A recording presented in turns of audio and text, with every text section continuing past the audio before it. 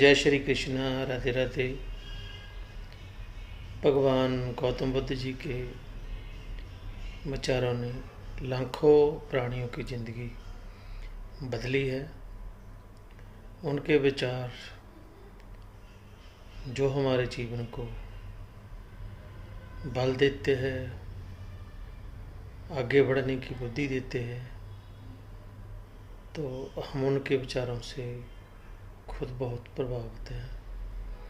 हमारे जीवन में इतने सारे कष्ट थे जो सुनने के बाद, उन पर अमल करने के बाद काफ़ी कष्ट थे जो ज़िंदगी से चले गए। तो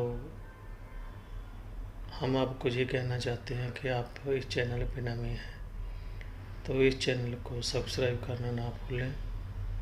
भगवान गौतम बुद्ध जी के विचार आपको हर रोज़ शाम 4 बजे से लेके 6 बजे तक के चैनल पे आपको मिलेंगे। तो शुरू करते हैं भगवान गौतम बुद्ध जी की जी वीडियो। तो वीडियो से शुरू सुनने से पहले ये ज़रूर जान लीजिए कि अधूरा ज्ञान हमेशा खतरनाक होता है। वीडियो को स्किप मत करें, वीडियो को टाइम निकाल के अंत तक पूरा ज़रूर सुनें। अपने चाहने वालों के साथ ज़रूर साझा करें। नमस्कार। यकीन मानो दोस्तों, आज की यह कहानी आपका आत्मविश्वास कई हजार गुना बढ़ा देगी, जिससे आपको अपनी जिंदगी की परिस्थितियों से लड़ने के लिए आपके अंदर ताकत आ जाएगी। तो बिना रुके दर्शकों, इस कहानी को ध्यान से सुनिएगा। तो चलिए आज की रहस्यमय रोचक कहानी की शुरुआत करते हैं। दोस्तों, बहुत समय पहले की बात है। एक नगरी में एक राजा राज किया करता था। उसकी एक बहुत ही सुंदर पत्नी भी थी और उन्हें एक बेटा भी था जो अब बड़ा भी हो चुका था। राजा और रानी अपनी प्रजा को हमेशा खुश देखना चाहते थे और प्रजा अपने युवराज से भी यही उम्मीद किया करती थी। और इधर युवराज भी वह हर मुमकिन कोशिश किया करते थे कि वह अपने पिता के राज्यभार को संभाल लें। जिस तरह से उनके पिता राज करते हैं, ठीक उसी प्रकार वह भी अपनी प्रजा का ध्यान रखे, अपने राज्य का ध्यान रखिए। सब कुछ बहुत अच्छा चल रहा था। राजा और उसकी प्रजा सब बहुत खुश थे और खुशी खुशी अपना जीवन बिता रहे थे। लेकिन तभी एक दिन अचानक पड़ोसी राज्य का राजा, जो बहुत बूढ़ा हो चुका था, उसकी मृत्यु हो गई और उसका बेटा अत्यधिक क्रूर था। वह बहुत बेरहम था और उसे जंग करना बहुत अच्छा लगता था। जब यह बात युवराज के पिता को पता चली तो राजा और रानी ने एक कमरे में अपने आप को बंद कर लिया और दोनों आपस में बातें करने लगे। रानी बहुत चिंतित लग रही थी और वह राजा से कहती हैं, मुझे अपने बेटे की बहुत फिक्र हो रही है, मुझे उसकी चिंता सता रही है। पड़ोसी राज्य का राजा जिसके साथ हमारी मैत्री थी, अब वह नहीं रहे और उनका बेटा अत्यधिक क्रूर है। वह बहुत बेरहम है। वह हमारे राज्य पर कभी भी आक्रमण कर सकता है। इस पर राजा ने रानी को समझाते हुए कहा, नहीं नहीं, वह ऐसा नहीं कर सकता। उसके पिता और मैं बहुत अच्छे मित्र थे और हमारे राज्यों के बीच शांति का हमने प्रस्ताव भी रखा हुआ था, इसलिए वह हम पर आक्रमण नहीं करेगा। तभी रानी कहती है, हमारी मैत्री उनके साथ खत्म हो गई और उनका बेटा एक खूंखार दरिंदा है जिसे लोगों को मारने में मजा आता है। बेरहमी से वो लोगों की हत्या कर देता है। वो बहुत ही क्रूर है, बेरहम है। वो हमारे राज्य पर आक्रमण अवश्य करेगा और आप अब भी बूढ़े हो चुके हो। यदि उसने हमारे राज्य पर आक्रमण किया तो फिर भला हम उसका सामना कैसे करेंगे? हमारी सेना भी अब उतनी प्रबल नहीं रही और ना ही हमारा बेटा अभी उस लायक है कि वह युद्ध कर सके। यदि उसने आक्रमण किया तो हमारा राज्य तहस नहस हो जाएगा। हमारे राज्य में कुछ नहीं बचेगा, सब कुछ बर्बाद हो जाएगा। इतना कहकर रानी रोने लगी। इधर राजा जैसे ही रानी को चुप कराने का प्रयास करते हैं, तब तक सेनापति दौड़ता हुआ राजा के पास आता है और कहता है, ही राजन, पड़ोसी राज्य ने हमारे राज्य पर आक्रमण कर दिया है। अब हमें उनका सामना करना ही पड़ेगा। इतना कहकर मंत्री वहां से चला गया। उसके बाद राजा और रानी दोनों ने इस जंग को लड़ने का निश्चय किया। फिर दोनों इस जंग को लड़ने के लिए निकल पड़े। वहीं पर दूसरी तरफ युवराज जो कि इस राज्य का होने वाला राजा था, उसे कुछ सैनिकों के साथ अलग रखा गया ताकि उसे कोई हानि न पहुंचा सके, और उसकी सुरक्षा के लिए कुछ सैनिक भी युवराज के साथ ही थे। इधर दूसरी तरफ राजा और रानी उस जंग में अपना पूरा योगदान दे रहे थे। वह उस जंग को जीतना चाहते थे। उन्होंने हर अथक प्रयास किया, लेकिन राजा और रानी अब बूढ़े हो चुके थे। अब उनमें वह क्षमता नहीं थी कि वह इस युद्ध को जीत सके, लेकिन फिर भी उन्होंने हर मुमकिन कोशिश की और इस युद्ध को जीतने का प्रयास किया। यह युद्ध करीबन 2 दिनों तक चला, लेकिन राजा इस बीच बहुत घायल हो चुका था और अब उसके अंदर लड़ने की क्षमता नहीं बची थी, और लड़ते लड़ते राजा ने अपने प्राण त्याग दिए। उधर दूसरी तरफ और पड़ोसी राज्य का राजा, जो बहुत क्रूर था, रानी को अपना बंदी बना लिया और उसे कारावास में भेज दिया। जब यह बात युवराज को पता चली तो युवराज फूट फूट कर रोने लगे। उन्हें यह समझ नहीं आ रहा था कि वह क्या करें। वह अपने पिता को बचा नहीं सके और उनकी माता को भी कारावास दे दिया गया। उधर दूसरी तरफ पड़ोसी राज्य का राजा क्रूरता के साथ, अहंकार के साथ भरा हुआ था। वह राज्य में आकर लोगों पर अत्याचार करना शुरू कर देता है, लोगों को बेवजह मौत के घाट उतार देता है। यहां तक कि उस राज्य की प्रजा भी सुरक्षित नहीं रही। लेकिन किसी तरह से युवराज के उन सैनिकों ने युवराज को उस राज्य से बाहर निकाल लिया। युवराज और उनके कुछ वफादार सैनिक अब उस राज्य को छोड़कर भाग चुके थे। युवराज ने कई दिनों का सफर तय करके पड़ोसी राज्य में शरण ली और उनसे आग्रह किया कि वह इस लड़ाई में उनका साथ दे ताकि उनका राज्य फिर से उनका हो सके। इसलिए उन्होंने पड़ोसी राज्य के राजा से उनकी सेना मांगी ताकि वो इस युद्ध को जीत सके। लेकिन तभी उन्हें एक और बुरी खबर मिली, और वह यह थी कि उस क्रूर राजा ने उनकी माता को, अर्थात रानी को, फांसी पर लटका दिया। यह सुनकर युवराज पूरी तरह से टूट चुके थे। अब उनके मन में अपने राज्य को पाने की भी कोई इच्छा नहीं थी। वह बस फूट फूट कर रोए जा रहे थे। उस राज्य का नया राजा बहुत बेरहम था। वह किसी को भी बेवजह ही मौत के घाट उतार दिया करता, जिस कारण उस राज्य की आधी प्रजा राज्य को छोड़कर जा चुकी थी, और जो आधी बची हुई थी उन सब ने उस बेरहम राजा का गुलाम बनना स्वीकार किया। इधर युवराज पूरी तरह से टूट चुके थे। उनके माता पिता अब इस दुनिया में नहीं रहे, और जिस राज्य में उन्होंने शरण ली थी उस राज्य का राजा भी बड़ा ही चतुर निकला। उसे डर था कि कहीं यह युवराज मेरी गद्दी ना ले ले, इसीलिए उसने युवराज के बारे में उस क्रूर राजा को बता दिया। और जब यह बात युवराज को पता चली तो युवराज को फिर से वहां से भागना पड़ा। उन्होंने अपने सभी वफादार सैनिकों को वहीं पर छोड़ दिया और वह वहां से अकेले ही निकल पड़े। बिना किसी को कुछ बताए हुए करीबन 2 सालों तक वह यहां वहां भटकते रहे, लगातार भागते रहे। उन्होंने हर जगह मदद मांगी, हर किसी से विनती की वे लोग इनका इस युद्ध में साथ दें, लेकिन किसी ने उनका साथ नहीं दिया, जिस कारण वह बहुत परेशान हो गए, बहुत चिंतित रहने लगे। जब किसी ने उनकी मदद नहीं की तो वह युवराज आम लोगों के बीच रहने लगा। छोटा मोटा जो भी काम उसे मिलता वह उसे करके अपना गुजारा किया करता, लेकिन वह कभी किसी से यह नहीं कहता कि वह उस राज्य का राजा था। ऐसे ही कई दिन बीत गए। दिन के बाद महीने, महीने के बाद साल, और करीबन 5 साल ऐसे ही बिताने के बाद वह युवराज यह तक भूल चुका था कि वह किसी राज्य का युवराज था। उसने सारी आशाएं छोड़ दी थी। अब उसे किसी से कोई उम्मीद नहीं रह गई थी, और अब उस युवराज को यह भी यकीन हो चुका था कि उसकी पुरानी जिंदगी से अब उसके लिए कुछ नहीं बचा। इसलिए उसने अपना वह राज्य पाने की उम्मीद छोड़ दी थी और वह एक छोटे से किसान के पास छोटी सी नौकरी करने लगा। वह उस किसान की बकरियों का ध्यान रखता था। वह उन बकरियों के पास ही सोया करता, उनका ख्याल रखता, उन्हें खिलाता पिलाता और उनकी हर एक जरूरत को पूरा करता। लेकिन दूसरी तरफ वो किसी से कुछ नहीं कहता और ना ही ज्यादा खाना खाता था।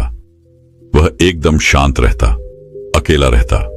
उसे केवल एक ही चिंता सताए जा रही थी कि वह अपने राज्य को नहीं बचा सका। उसने अपने राज्य के लोगों को निराश किया है और उसके राज्य की प्रजा उसे कभी माफ नहीं करेगी।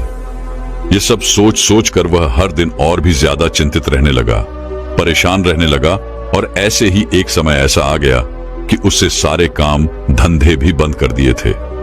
वह सब कुछ छोड़ छाड़कर केवल इसी बात को लेकर सोचा करता, परेशान रहता।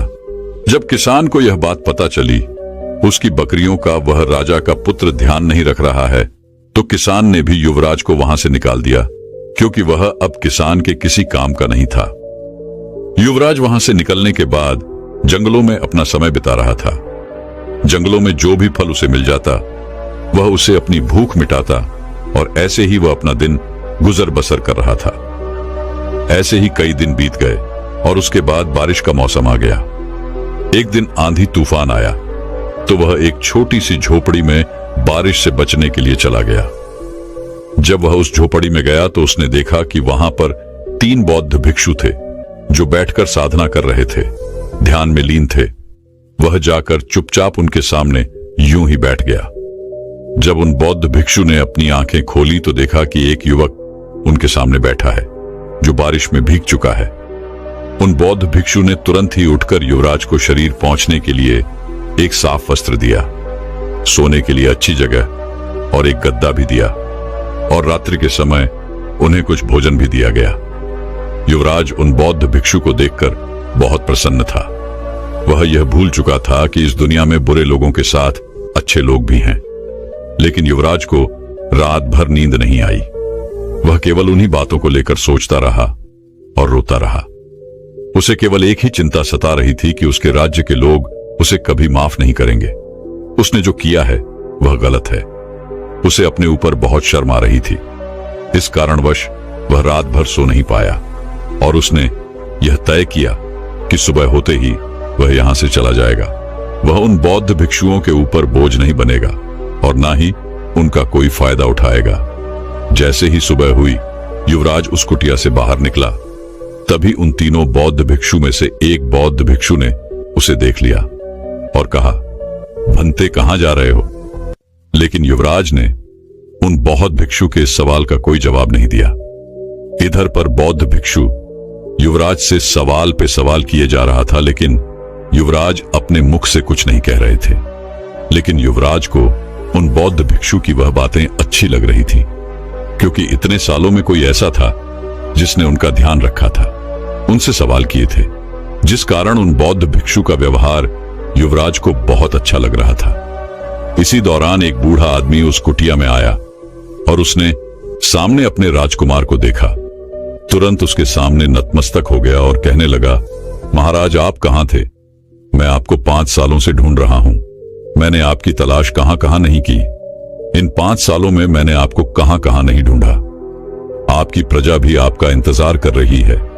प्रजा चाहती है कि आप एक बार फिर से अपने राज्य पर राज करें। यदि आप अपने राज्य को फिर से पाना चाहते हैं तो हम सब आपके साथ देंगे। उन्हें आपकी बहुत जरूरत है, वे आपको बहुत याद करते हैं। लेकिन उधर दूसरी तरफ युवराज मन ही मन बहुत चिंतित था। वह निराश हो चुका था अपने जीवन से, अपनी जिम्मेदारियों से। वह यह जानता था वह इतनी बड़ी जिम्मेदारी नहीं ले पाएगा। वह कई बार असफल हो चुका था, जिस कारण क्रोधित होकर वह राजकुमार उस बूढ़े व्यक्ति से कहता है, कौन महाराज? कैसा महाराज? मैं किसी राज्य का महाराज नहीं हूं। मुझे अकेला छोड़ दो, मुझे जाने दो। लेकिन उनका वह वफादार सैनिक उनका पीछा छोड़ने के लिए तैयार नहीं था। उसने उन्हें मनाने की बहुत कोशिश की, लेकिन युवराज मानने को तैयार ही नहीं थे। काफी देर तक प्रयासों की बात भी जब युवराज नहीं माने तो वह उनका वफादार सैनिक निराश होकर वहां से चला गया। और उसके चले जाने के बाद वह बौद्ध भिक्षु युवराज से कहते हैं, क्या तुम सचमुच एक राजा हो? यदि यह सच है तो तुम अपनी और अपनी प्रजा की जिंदगी क्यों बर्बाद कर रहे हो?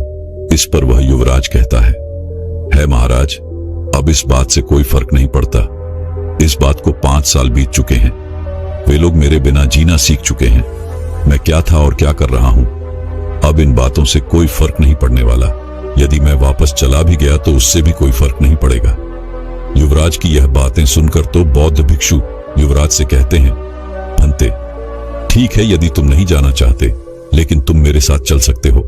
मैं और मेरे ये दोनों प्रजा भाई अपने मठ पर जा रहे हैं जो उस पहाड़ी पर है, तो मेरे साथ चलो, तुम्हें अच्छा प्रतीत होगा, तुम अच्छा महसूस कर पाओगे। इस पर युवराज कहता है, है महाराज, मैं जिसके पास भी गया हूं उसने मुझे धोखा दिया है। उसने हमेशा मेरा फायदा उठाया लेकिन मेरा साथ नहीं दिया। मेरे माता पिता की हत्या करने वाला वह क्रूर राजा अब तक मुझे तलाश कर रहा है। यदि मैं आपके साथ रहा तो वह आपको भी नहीं छोड़ेगा।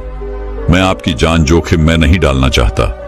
आपने मेरा इतना ख्याल रखा, इसके लिए आपका बहुत बहुत धन्यवाद। इस पर वह बौद्ध भिक्षु युवराज से कहते हैं, तुम्हें यह कैसे पता कि हर बार तुम्हारे साथ जो हुआ है इस बार भी तुम्हारे साथ वही होगा? यदि तुम प्रयास ही नहीं करोगे तो फिर तुम्हें पता कैसे चलेगा कि क्या सही है और क्या गलत? मैं जानता हूं तुमने अपने पिछले जीवन में बहुत कुछ सहा है, लेकिन इसका यह अर्थ नहीं कि आगे का जीवन भी तुम्हारे लिए वैसा ही रहेगा। इसलिए तुम मेरे साथ चलो। मुझे यकीन है तुम्हें वहां बहुत अच्छा लगेगा और तुम्हारी मन को शांति मिलेगी। उन बौद्ध भिक्षु के बार बार कहने के बाद भी युवराज नहीं माना और उसने जाने से मना कर दिया और उसने तय किया कि वह इसी कुटिया में रहेगा। लेकिन वह तीनों बौद्ध भिक्षु वहां से उस पहाड़ी की ओर चल पड़े। उनके जाने की कुछ दिन बाद ही उस कुटिया का मालिक आया। उसने युवराज को बताया कि उसने यह कुटिया कुछ साधुओं को किराए पर दी थी, लेकिन जितने समय के लिए उन बौद्ध भिक्षुओं ने इस कुटिया को किराए पर लिया था वह उससे पहले यहां से निकल पड़े, जिस कारण युवराज को वहां कुछ दिन रहने का मौका मिल सका। लेकिन अब युवराज को यह घर खाली करना पड़ेगा और रात का समय था, इसलिए युवराज ने गांव के बाहर ही अपने रहने का इंतजाम किया। ठीक उसी समय युवराज का वह वफादार सैनिक फिर से उनके पास आया और उनसे कहने लगा, महाराज मुझे माफ कीजिए, लेकिन मैं आपके साथ ही रहूंगा और इसके अलावा मेरे पास और कोई विकल्प नहीं है। सब जानते हैं कि मैं आपका वफादार हूं और इस वजह से मेरी भी जान जोखिम में है, संकट में है। युवराज ने जब यह बात सुनी तो वह नहीं चाहता था कि उसके वफादार सैनिकों को खतरा हो, इसलिए वह अपने वफादार सैनिकों को लेकर उन बौद्ध भिक्षु के मठ की ओर चल पड़ा। वहां पहुंचते ही वह उन बौद्ध भिक्षु से मिला जिससे वह कुटिया में मिला था। उन्हें देखकर वह बहुत खुश हुए और उन बौद्ध भिक्षु को यह पहले से ही पता था कि युवराज वहां पर अवश्य आएंगे। तभी वह बौद्ध भिक्षु युवराज से कहते हैं, भंते मैं आज बहुत खुश हूं क्योंकि तुमने अपनी राह आखिर ढूंढ ही ली। उन बौद्ध भिक्षु ने युवराज का आदर सत्कार किया और उन्हें अपने मठ में जगह दी। लेकिन दूसरी तरफ युवराज शांत था, वह कुछ नहीं कहना चाहता था। वह तो केवल अपने उस वफादार सैनिक की जान बचाना चाहता था जिस कारण वह उस मठ में गया था। अगले दिन वह बौद्ध भिक्षु युवराज के पास पहुंचते हैं और उसे कहते हैं, भंते तुम एक राजा हो तो तुम क्यों अपनी और अपने प्रजा की जिंदगी इस तरह से बर्बाद कर रहे हो? तुम चाहो तो एक बार फिर से अपने साम्राज्य को पा सकते हो और अपनी प्रजा का ख्याल रख सकते हो। लेकिन इस पर युवराज ने कुछ भी जवाब नहीं दिया, उन्होंने बस अपना सर झुका लिया। तभी वह बौद्ध भिक्षु युवराज से कहते हैं, भंते तुम्हें ऐसा क्यों लगता है कि यदि तुमने फिर से कोशिश की तो तुम नाकामयाब रहोगे? यदि तुम कोशिश ही नहीं करोगे तो तुम कैसे जान पाओगे कि तुम सही हो या गलत? उन बौद्ध भिक्षु की यह सारी बातें सुनकर वह युवराज क्रोधित हो उठे और उन्होंने कहा, आखिर आप मुझसे क्या चाहते हैं? मैं क्या करूं? मैंने अपनी प्रजा का दिल दुखाया है, उनके विश्वास को तोड़ा है। अब उनके दिल में मेरे लिए कोई जगह नहीं है और ना ही मैं अपने साम्राज्य को वापस पाना चाहता हूं। यदि आप चाहते हैं तो मैं यहां से भी चला जाता हूं। इतना कहकर जैसे ही वह युवराज वहां से जाने के लिए निकालने लगे, तभी वह बौद्ध भिक्षु युवराज से कहते हैं, भंते तुम्हें क्या करना है यह तो तुम्हें ही पता करना होगा, यह तो तुम्हें ही समझना होगा। यह मैं तुम्हें नहीं बता सकता क्योंकि तुम्हें अपनी राह खुद ढूंढनी होगी। मैं तो केवल तुम्हें मार्ग दिखा सकता हूं और उस पर चलना तो तुम्हें ही होगा। इतना कहकर वह बौद्ध भिक्षु वहां से चले गए और युवराज के कानों में उन बौद्ध भिक्षु की यह बातें गूंज रही थीं। अगले दिन सुबह सुबह मठ में हर किसी को कुछ ना कुछ काम दिया जा रहा था। राजकुमार के वफादार सैनिक को भी कुछ ऐसा काम दिया गया जिसे उसे पूरा करना था। हर कोई काम में लगा हुआ था, लेकिन राजकुमार अब भी चिंतित थे, परेशान थे। वह एकांत में बैठे हुए थे। तभी वहां एक बौद्ध भिक्षु आए और उन्होंने उनके हाथों में एक पुस्तक थमा दी। वह पुस्तक देखकर राजकुमार को कुछ समझ नहीं आ रहा था कि आखिर वह इस पुस्तक का क्या करेंगे और यह पुस्तक उन्हें क्यों दी गई है। हालांकि वह पहले एक युवराज थे और उन्हें कई सारी भाषाएं भी सिखाई गई थीं, लेकिन जिस भाषा में यह किताब थी उन्हें इसके बारे में तनिक विज्ञान नहीं था। उन्हें इस किताब का एक एक शब्द समझ नहीं आ रहा था। काफी देर देखने के बाद जब वह परेशान हो गए तो वह उस पुस्तक को लेकर उस बौद्ध भिक्षु के पास पहुंचे और कहने लगे, यह पुस्तक मुझे क्यों दी गई है? इस पुस्तक में मुझे कुछ भी समझ नहीं आ रहा। मैं इस पुस्तक का क्या करूंगा? इस पर वह बौद्ध भिक्षु कहते हैं, भंते, तुम एक युवराज हो और तुमने भाषाएं तो पढ़ी ही होंगी। तुम्हें इस पुस्तक को पढ़ना होगा, इसे समझना होगा। और वैसे भी यहाँ पर हर कोई कुछ ना कुछ काम कर रहा है और ऐसे में तुम यदि शांत बैठोगे, एकांत में बैठोगे, तो इससे तुम्हें क्या लाभ होगा? आज का तुम्हारा काम यही है। इतना कहकर वह बौद्ध भिक्षु वहां से चले गए। यह देखकर युवराज को लगा कि मानो वह बौद्ध भिक्षु उससे नाराज हो गए हैं, इसलिए उसने अपने काम को पूरा करना ठीक समझा। उसने उस पुस्तक को उठाया और उसके एक एक शब्द को समझने का प्रयास किया। उन्हें जोड़ते हुए उसने उस पुस्तक को पूरा पढ़ा, लेकिन इसमें काफी समय बीत चुका था, जिस कारण युवराज को लग रहा था, यदि मैं अब उन बौद्ध भिक्षु के पास जाऊंगा तो वो बौद्ध भिक्षु मुझसे नाराज होंगे, क्रोधित होंगे। लेकिन फिर भी उसने किसी तरह से हिम्मत जुटाई और उन बौद्ध भिक्षु के पास पहुंचा। वह बौद्ध भिक्षु यह देखकर बहुत प्रसन्न थे कि युवराज ने वो पुस्तक पूरी पढ़ ली है। उन्होंने युवराज से कहा, भंते, तुम तो कहते थे कि तुम्हें यह पुस्तक पढ़नी नहीं आती, फिर तुमने कहा फिर कैसे इस पुस्तक को पढ़ लिया। इस पर वह युवराज कहता है कि मैं एक युवराज हूं और मुझे पहले से ही कई सारी भाषाएं सिखाई गई थी। मैंने उन्हीं का इस्तेमाल किया। धीरे धीरे इसके एक एक शब्द को समझना शुरू किया और उन्हें मिला मिलाकर मैंने उनके शब्दों को समझा, उसे पढ़ा और उसके अर्थ को समझ पाया। इस पर वह बौद्ध भिक्षु खुशी खुशी युवराज से कहते हैं, तुमने बहुत अच्छा काम किया है और यही काम हर किसी को करना चाहिए। जब तुम्हारे सामने एक बड़ा लक्ष्य हो तो उस लक्ष्य को छोटे छोटे भागों में विभाजित कर दो और फिर अपने छोटे छोटे कदम आगे बढ़ाओ। इसी तरह से तुम अपने लक्ष्य तक कब पहुंच जाओगे यह तुम्हें पता भी नहीं चलेगा। ठीक इसी प्रकार से यदि तुम चाहो तो तुम अपने राज्य को भी वापस पा सकते हो। इस पर वही युवराज एक बार फिर से क्रोधित हो उठा और उसने उन बौद्ध भिक्षु से कहा, है महाराज, आपको मेरे राज्य से क्या लेना देना? मैं युवराज था या हूं, इस बात से अब कोई फर्क नहीं पड़ता। मैंने वो समय भुला दिया है और अब मैं दोबारा उस राज्य का राजा नहीं बनना चाहता। मैंने अपनी प्रजा को दुख पहुंचाया है, उन्हें तकलीफ दी है। ऐसे समय पर मैं उन्हें छोड़कर भाग गया और अब मेरी प्रजा मुझे वापस नहीं पाना चाहती। उनके मन में मेरे लिए केवल क्रोध है। इस पर वह बौद्ध भिक्षु युवराज से कहते हैं, यदि तुम अपने हुनर को यूं ही बर्बाद करते रहोगे तो अवश्य ही एक दिन तुम सचमुच अपने राज्य से हाथ धो बैठोगे और तुम्हें तुम्हारी प्रजा भी कभी प्यार नहीं करेगी। वह भला ऐसा राजा क्यों चाहेगी जो उनकी फिक्र नहीं करता, जो उनका ध्यान नहीं रखता, जो उनका ख्याल नहीं रखता। आज तुम्हारी प्रजा इस उम्मीद में है कि तुम लौट कर आओगे और अपने राज्य को उस क्रूर राजा से आजाद करोगे। मेरा काम है केवल तुम्हें रास्ता दिखाना, लेकिन इस पर चलना तो तुम्हें ही होगा। मुझे अपना काम करना ही होगा ताकि तुम अपना काम कर सको। काफी देर बाद युवराज ने उन बौद्ध भिक्षु से कहा, है महाराज, लेकिन मैं बार बार असफल रहा हूं। इस बार कुछ अलग कैसे हो सकता है? मैं हार हार के थक चुका हूं, परेशान हो चुका हूं। मैंने कई तरीके अपनाए अपने राज्य को वापस पाने के, लेकिन किसी ने मेरा कोई साथ नहीं दिया।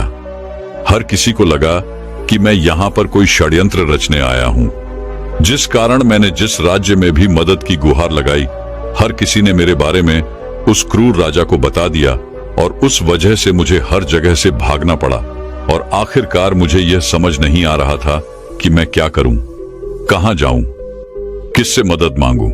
इसलिए आखिरकार मैंने अपने राज्य को पाने की वह उम्मीद छोड़ दी, अपने प्रजा की उस उम्मीद को हमेशा हमेशा के लिए दफन कर दिया।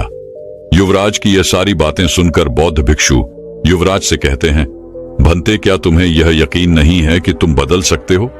यदि नहीं तो यही तुम्हारा सबसे बड़ा पाप है।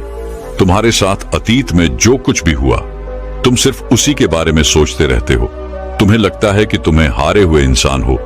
तुम्हें लगता है कि तुम्हारे साथ वही होगा जो आज तक तुम्हारे साथ हुआ है, जो तुमने आज तक अनुभव किया है। लेकिन ऐसा नहीं है। तुम यदि चाहो तो तुम आज भी अपने उस राज्य को पा सकते हो, अपने प्रजा को फिर एक बार खुश कर सकते हो, उसकी उम्मीद को जगा सकते हो। लेकिन इसके लिए तुम्हें अपने आप को अंदर से परिवर्तित करना होगा। तुम्हें अपनी जिम्मेदारी उठानी होगी। तुम्हें अपने वफादारों की, अपनी प्रजा की जिम्मेदारी लेनी होगी। इतना कहकर वह वहां से चले गए। लेकिन उन बौद्ध भिक्षु की वो सारी बातें युवराज के कानों में गूंज रही थी। युवराज ने उन बौद्ध भिक्षु के आखिरी शब्दों के बारे में बहुत सोचा और अगले दिन वो वापस उन बौद्ध भिक्षु के पास पहुंचे और उससे कहने लगे, है महाराज, क्या आपको सच में लगता है कि मैं अपने राज्य को वापस पा सकता हूं? क्या मेरे लोग मेरे साथ खड़े होंगे? ये सारी बातें वहां पर उपस्थित युवराज का वह वफादार सैनिक सुन रहा था। वह तुरंत ही आकर युवराज से कहता है, हां महाराज, वह अवश्य ही हमारा साथ देंगे, क्योंकि आप ही उस राज्य के असली राजा हैं और वह आपकी पहचान आपसे छीन नहीं सकते। इस पर वह युवराज कहता है, तुम सही कहते हो, लेकिन मुझे यह समझ नहीं आ रहा कि मैं कहां से शुरू करूं। तभी वह बौद्ध भिक्षु युवराज से कहते हैं, लगता है तुम यह भूल चुके हो कि अपने लक्ष्यों को छोटे छोटे भागों में विभाजित कर देना चाहिए और उसके बाद उन छोटे छोटे लक्ष्यों की ओर आगे बढ़ना चाहिए। उन बौद्ध भिक्षु की यह बात युवराज को अच्छी तरह समझ में आ चुकी थी। युवराज और उसके वफादार ने कुछ पैसे इकट्ठा किए और अपने लिए कुछ वफादार सैनिकों को खरीदा। ऐसे ही वह छोटे छोटे गांव जाकर अपने लिए सैनिकों को इकट्ठा करने लगे और अपनी सेना तैयार करने लगे। और जब यह बात लोगों को पता चली तो लोग युवराज के साथ जुड़ने लगे, उनकी सेना में भर्ती होने लगे और आखिरकार युवराज ने अपने राज्य पर आक्रमण किया और उस राजा को बड़ी ही सरलता के साथ हरा दिया। और जब वह अपनी राजगद्दी पर बैठा तो उसकी आंखों में आंसू थे और उसके बगल में वही वफादार सैनिक था, वह भी रो रहा था और अपने युवराज से कहता है महाराज, यह वही दिन है जिसके लिए मैंने 6 सालों से सपना देखा था। लेकिन मेरा आपसे एक प्रश्न है। मैं यह जानना चाहता हूं कि आपका मन कैसे बदला। मैंने तो आपको मनाने की हर मुमकिन कोशिश की थी, लेकिन आपने तो मना कर दिया था। इस पर वह युवराज कहता है, मुझे तुम्हारे विश्वास पर विश्वास था। तुम हमेशा से मुझ में विश्वास करते थे, लेकिन मैं ही अपने आप पर विश्वास नहीं कर पाता था।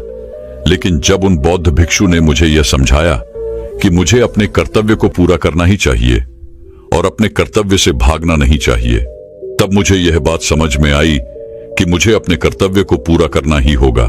और मुझे तो हमेशा से यह लगता था कि मेरे अतीत में जो हुआ है वही मेरे साथ हमेशा होगा और मैं हमेशा हार का ही सामना करूंगा। लेकिन उन बौद्ध भिक्षु की सारी बातों ने मेरे मन को एक साफ आईने की तरह कर दिया था, जिसमें मैं यह साफ साफ देख पा रहा था, यदि मैं अपने हुनर को, अपनी प्रजा को किसी और के भरोसे छोड़ दूं तो यह गलत होगा, यह उनके साथ नाइंसाफी होगी। इसलिए मैंने उन बौद्ध भिक्षु की यह बात मानी और अपने बड़े से लक्ष्य को छोटे छोटे लक्ष्यों में विभाजित कर दिया और फिर उन लक्ष्यों की ओर आगे बढ़ना शुरू कर दिया। और धीरे धीरे हम एक एक करके अपने लक्ष्य में सफल होते गए और मेरा आत्मविश्वास भी लगातार बढ़ता चला जा रहा था। और उसी आत्मविश्वास के कारण आज मैं अपने राज्य को वापस पा सका हूं और इसी प्रक्रिया को मैं अपने राज्य को चलाने में भी इस्तेमाल करूंगा। दोस्तों, हमारे साथ भी हमेशा ऐसा ही कुछ होता है। छोटी छोटी चीजों से निराश हो जाते हैं, छोटी छोटी तकलीफों से हार जाते हैं और हम सोचते हैं कि हमारे साथ पिछली बार जैसा हुआ था ठीक वैसा ही होगा और हम एक बार फिर हार जाएंगे और हम आगे कुछ नहीं कर सकते। लेकिन वास्तविकता तो यह है कि हमें अपने आप को समझने की जरूरत है, अपने अंदर उस आत्मविश्वास को जगाने की जरूरत है, हमें अपने आप को और बेहतर बनाने की जरूरत है। और अगर आप अपने आप को बेहतर बनाने में सक्षम हैं, तो आप एक ना एक दिन अपने लक्ष्य को अवश्य प्राप्त करेंगे। तो दोस्तों, अब हमारे अगले कहानी का विषय है, कुछ कुछ लोग कम उम्र में ही किन किन आदतों की वजह से बुढ़े हो जाते हैं। कैसे आप खुद को ज्यादा उम्र में भी जवान रख सकते हो, इस विषय पर अगली रोचक कहानी की शुरुआत करते हैं। दोस्तों, आपने देखा होगा कि आजकल हर एक इंसान, हर एक व्यक्ति अपनी उम्र से पहले ही बूढ़ा हो जाता है। और आप लोगों ने तो सुना ही होगा कि एक बार यदि हमारी जवानी चली जाती है तो वह वापस नहीं आती। अर्थात एक बार बुढ़ापा आ जाए तो जवानी नहीं आती। इसलिए आज मैं आपके लिए एक ऐसी कहानी लेकर आया हूं जिसके अंदर आपको ऐसी 3 बातें पता चलेंगी, ऐसी 3 आदतें पता चलेंगी जिस कारण हर मनुष्य, हर व्यक्ति समय से पहले ही बूढ़ा हो जाता है। इसलिए हमें इन 3 आदतों से बचकर रहना चाहिए, नहीं तो आप भरी जवानी में कम उम्र में बुढ़ापे की तरफ आगे की ओर बढ़ चलेंगे। फिर चाहे आप शादीशुदा हो या ना हो, तो आपका यह जानना बहुत जरूरी है, क्योंकि कई लोगों के साथ ऐसा देखने को मिला है कि वो लोग भरी जवानी में अपनी ताकत खो बैठते हैं और वह बूढ़े हो जाते हैं, बुढ़ापे का शिकार हो जाते हैं, और वो भी अपनी सिर्फ इन 3 आदतों के कारण। इसलिए हमें इन 3 आदतों पर लगाम लगानी ही चाहिए। यदि आप लंबे समय तक जवान और ताकतवर बने रहना चाहते हैं तो इन 3 आदतों को आपको अपने जीवन से निकालना ही होगा। आज जिन 3 बातों के बारे में, अर्थात जिन 3 आदतों के बारे में हम जानने वाले हैं, ये आदतें आर्षि मुनियों ने तप करके, तपस्या करके ये अनमोल ज्ञान हमें दिया है। लेकिन आजकल के समय की सबसे बड़े दुर्भाग्य की बात यह है, ऐसा अनमोल ज्ञान जो कि हीरे मोतियों से भी अत्यधिक महंगा है, कीमती है, जीवन को सुधारने वाला है, हमारे जीवन को कष्टों से निकालने वाला है, ये ज्ञान धीरे धीरे लुप्त होता जा रहा है। आज हम आपके लिए वही 3 आदतें ढूंढ कर लाए हैं जो शास्त्रों में आर्षि मुनियों द्वारा बताई गई है। तो चलिए जानते हैं कि वो कौन सी 3 आदतें हैं जिनसे हमें बचकर रहने की आवश्यकता है। दोस्तों, वेदों में ऐसा बताया गया है कि कलयुग में मनुष्य की आयु कम से कम 100 वर्षों की होनी चाहिए। लेकिन आपने अपने आस पड़ोस में तो देखा ही होगा कि आजकल हर एक व्यक्ति, हर एक मनुष्य की उम्र कम होती जा रही है। 100 वर्ष तो दूर की बात है, आजकल कोई 60 या 70 साल तक भी ढंग से जीवित नहीं रह पाता, उससे पहले ही वो मृत्यु को प्राप्त हो जाता है। इसलिए 100 वर्ष की आयु को पाना, अर्थात 100 वर्ष की आयु को जीने की कल्पना करना भी अब केवल एक ख्वाब जैसा है। एक दिन की बात है, महात्मा बुद्ध अपने कुछ शिष्यों को उपदेश दे रहे थे। वह कह रहे थे कि किस तरह से मनुष्य की कुछ आदत उनके ही विनाश का कारण बन जाती है, किस प्रकार वह समय से पहले ही बूढ़े हो जाते हैं, उनका यौवन, उनकी जवानी समय से पहले ही खत्म हो जाती है, और समय से पहले ही अर्थात कम उम्र में ही वो लोग मृत्यु को प्राप्त हो जाते हैं। जब महात्मा बुद्ध अपने सभी शिष्यों को यह उपदेश दे रहे थे, तभी उनमें से एक शिष्य महात्मा बुद्ध से कहता है, हे तथागत, वो कौन से कारण है जिनके कारण एक मनुष्य, एक व्यक्ति समय से पहले ही बूढ़ा हो जाता है और वह मृत्यु को प्राप्त हो जाता है? तभी महात्मा बुद्ध अपने उस शिष्य के प्रश्न का उत्तर देते हुए कहते हैं, पहला कारण है, अर्थात पहली आदत है, अभिमान से भरा हुआ एक घमंडी और एक अहंकारी इंसान। महात्मा बुद्ध कहते हैं कि अभिमान, घमंड मनुष्य की आयु को हर लेता है, क्योंकि ऐसा व्यक्ति दूसरों में दोष निकालना और अपने में अच्छाई देखता है। ऐसा व्यक्ति दूसरों में केवल कमी ही निकालता रहता है और अपने में अच्छे गुण देखता है, और ऐसे ही व्यक्ति घमंड का शिकार हो जाते हैं। उनके अंदर अहंकार कूट कूट कर भरा हुआ होता है। ऐसा व्यक्ति अपने आप को बलवान, बुद्धिमान समझता है। वह अपने आप को त्यागी मानने लगता है। उसे ऐसा लगता है कि उससे बेहतर और कोई नहीं है, और ऐसा व्यक्ति अपने आप को सर्वोपरि मारने लगता है। उसे लगता है कि अब उससे ऊपर और कोई नहीं है, और यही गलतफहमी, यही अहंकार उसकी आयु को भी कम करता है, और अभिमान के कारण मनुष्य सही राह से भटक जाता है। और ऐसे मनुष्य को भ्रष्ट होने में ज्यादा वक्त नहीं लगता। और वहीं पर जो व्यक्ति अपनी बड़ाई करता रहता है, जिसे अपनी प्रशंसा करने में मजा आता है, जिसे केवल अपनी ही बढ़ाई करना अच्छा लगता है, उसे दुनिया में कोई प्रेम नहीं करता, उसे कोई भी पसंद नहीं करता। आप समझ चुके होंगे कि ज्यादा बोलना भी आपकी उम्र को कम करता है, क्योंकि ज्यादा बोलने वाला व्यक्ति व्यर्थ में ही बकबक करता रहता है, व्यर्थ में ही बोलता रहता है। फिर चाहे उससे कोई बात करे या ना करे, उसे कोई राय ले या ना ले, लेकिन वह बीच में पड़कर जरूर कुछ ना कुछ बोलता जरूर है। और व्यर्थ में बोलने वाले व्यक्ति की आयु भी छोटी हो जाती है। झूठ मूठ का हर सुबह बढ़ चढ़कर बोलने वाला व्यक्ति बेवजह ही बोल बोलकर अपनी शक्ति को, अपनी ऊर्जा को नष्ट कर देता है। जो आत्मा की शक्ति होती है वह उस शक्ति को धीरे धीरे नष्ट करता चला जाता है, और यही कारण है कि उसकी आयु घटने लगती है। ऐसे व्यक्तियों की आयु और बुद्धि दोनों ही कम होने लगती है, और ऐसे ही व्यक्तियों का यौवन अर्थात उनकी जवानी बहुत जल्दी खत्म हो जाती है। इस प्रकार ज्यादा बोलने वाले व्यक्तियों का कोई सम्मान नहीं करता, उनकी बातों पर कोई ध्यान नहीं देता, उनकी बातों को कोई गंभीरता से नहीं लेता, और ऐसे व्यक्ति अपना सम्मान भी खो बैठते हैं। लोग उनसे दूर भागते हैं। ऐसे व्यक्तियों को अपने इस आदत से छुटकारा पाने के लिए ध्यान का अभ्यास करना चाहिए। इससे उनको दोहरा लाभ मिलेगा। आपने देखा होगा कि आज भी कई ऐसे साधु संत हैं, कई ऐसे आर्षि मुनि हैं जिनकी उम्र बहुत लंबी है, जो लोग अत्यधिक बूढ़े हो चुके हैं, लेकिन अब भी वो जीवित हैं, क्योंकि वह बहुत कम बोलते हैं। जितना जरूरत होती है वह केवल उतना ही बोलते हैं। व्यर्थ की बातों में वह अपनी शक्ति नष्ट नहीं करते, इसीलिए उनकी आयु लंबी होती है। जिस व्यक्ति में त्याग की भावना नहीं होती, उस व्यक्ति की भी आयु अतिथि कम हो जाती है।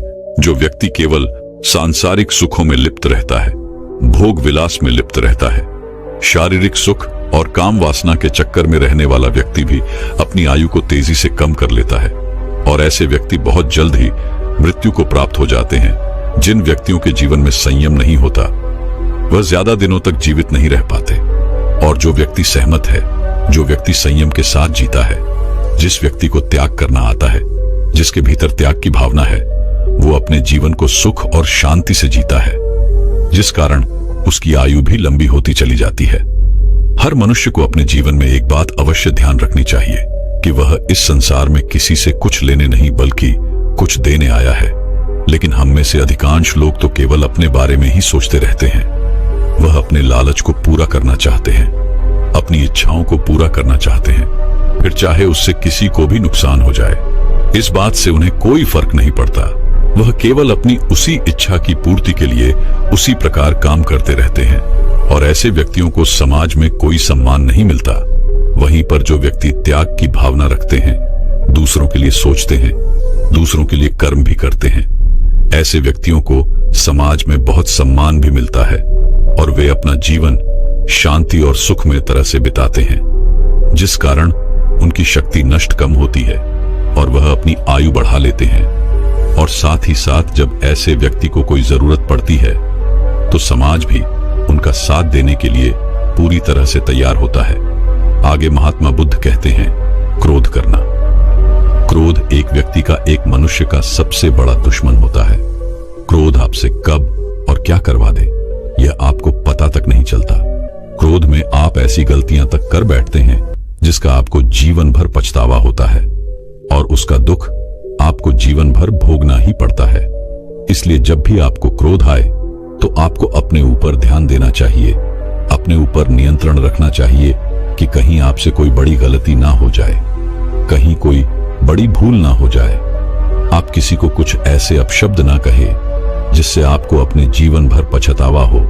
अब आप में से कई लोगों के मन में यह प्रश्न उठ रहा होगा कि क्रोध आते वक्त हम अपने आप पर काबू नहीं कर पाते, और ऐसे समय पर हम अपने आप पर काबू कैसे कर सकते हैं?